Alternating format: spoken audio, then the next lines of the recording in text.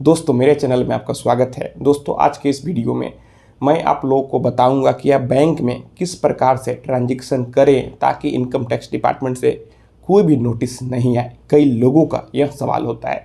दोस्तों सबसे पहले आप अपना इनकम टैक्स रिटर्न जरूर फाइल करें।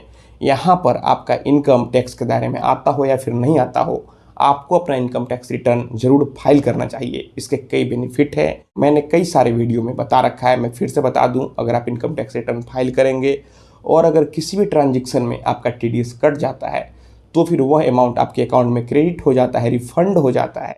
यहाँ पर अगर बैंक से आपको क्रेडिट कार्ड लेना है या फिर किसी भी तरह का कोई भी लोन लेना है, अगर इनकम टैक्स रिटर्न रहेगा तो फिर आपको आसानी से लोन मिल जाएगा। तो यहाँ पर इसके कई बेनिफिट हैं और सबसे बड़ा फायदा यह है कि अगर आप इनकम टैक्स रिटर्न फाइल करते हैं तो आपके इनकम का सोर्स क्लियर हो जाता है। फिर यहाँ पर भविष्य में इनकम टैक्स डिपार्टमेंट से नोटिस आने के चांसेस कम हो जाते हैं। यहाँ पर अगर बैंक में अधिक भी ट्रांजैक्शन होता है फिर भी कोई दिक्कत नहीं है। तो दोस्तों आपको अपना इनकम टैक्स रिटर्न जरूर फाइल करना चाहिए। अब यहाँ पर आपको चाहिए कि आपका जो बैंक अकाउंट है यहाँ पर आप उसमें कैश लेन देन से बचें। आप कैश पैसा कम डिपॉजिट करें और कम विथड्रॉ करें, यानी कि निकालें। आप यहाँ पर अधिक से अधिक डिजिटल प्लेटफॉर्म का प्रयोग करें। आप यहाँ पर यूपीआई कर सकते हैं, आप अपने बैंक के मोबाइल बैंकिंग का यूज कर सकते हैं, नेट बैंकिंग का यूज कर सकते हैं, आप चेक से लेन देन कर सकते हैं और यहाँ सेव भी है। अगर कल को कोई इशू भी होता है तो अगर ऑनलाइन ट्रांजैक्शन रहेगा तो यहाँ एक सबूत के तौर पर काम करेगा, कैश का कोई रिकॉर्ड नहीं रहेगा। तो दोस्तों आपको यहाँ पर अगर किसी को पैसा भी देना है तो आप अपने अकाउंट से लेन देन करें। आप एनईएफटी करें, आरटीजीएस करें, चेक के माध्यम से पेमेंट करें। अगर आपका बिजनेस है, आप किसी पार्टी को कैश देते हैं और अगर कल को मुकर जाता है तो फिर आपके पास प्रूफ नहीं रहेगा।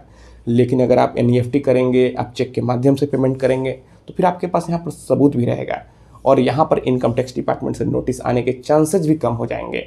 कई लोग यहाँ सवाल करते हैं कि एक सेविंग अकाउंट में आप कितना साल में ट्रांजैक्शन करें ताकि यहाँ पर कोई दिक्कत ना हो, इनकम टैक्स डिपार्टमेंट का कोई भी लफड़ा नहीं हो। तो दोस्तों यहाँ पर सीधा सा जवाब है, अगर आपका सेविंग अकाउंट है तो आप जितना चाहें उतना एक फाइनेंशियल ईयर में ट्रांजैक्शन कर सकते हैं। लेकिन यहाँ पर आपके इनकम का सोर्स क्लियर होना चाहिए और यहाँ पर आप अपना इनकम टैक्स रिटर्न जरूर फाइल करें।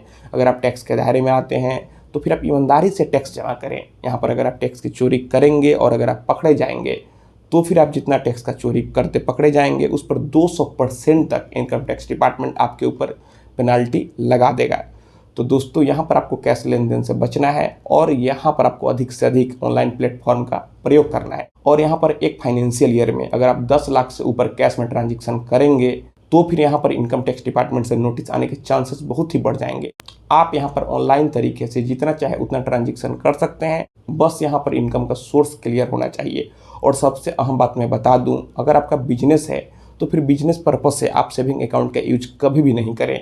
आप यहाँ पर उसके लिए अलग से करेंट अकाउंट खुलवा लें, आप अपने एक बिजनेस का रजिस्ट्रेशन करा लें, आप शॉप एक्ट में रजिस्ट्रेशन करा लें या फिर जीएसटी ले लें, आप यहाँ पर एमएसएमई में रजिस्ट्रेशन करा लें। फिर उसके आधार पर आसानी से बैंक आपके बिजनेस के नाम से करेंट अकाउंट ओपन कर देगा। तो दोस्तों अगर आप अपने सेविंग अकाउंट में बिजनेस पर्पज से ट्रांजैक्शन करते हैं तो आप आज ही ऐसा करना बंद करें। आप अपने बिजनेस का रजिस्ट्रेशन कराएं और फिर उस रजिस्ट्रेशन के आधार पर बैंक में करेंट अकाउंट ओपन कराएं और फिर उस अकाउंट में आप अपने बिजनेस का लेन देन करें। तो दोस्तों मैं आशा करता हूं आपको ये वीडियो पसंद आई होगी। अगर मन में कोई भी सवाल है तो फिर आप हमें नीचे कमेंट बॉक्स में कमेंट करें और अगर आप हमसे सीधे जुड़ना चाहते हैं, फ़ोन से बात करना चाहते हैं, मन में कोई भी सवाल है तो फिर आप हमें इंस्टाग्राम पर फॉलो करें। मेरा इंस्टाग्राम पर वही यूजर नेम है Pritesh1584। आप हमें फॉलो करें, मैसेज करें और अगर फ़ोन से बात करना है तो फिर इंस्टाग्राम पर ही मैसेज करके अपॉइंटमेंट ले लें। तो दोस्तों आप इस वीडियो को अधिक से अधिक अपने दोस्तों और रिश्तेदारों में भी जरूर शेयर करें। हम लोग मिलते हैं अगले वीडियो में एक नए टॉपिक के साथ। तब तक आप अपना और अपने परिवार का ख्याल रखें।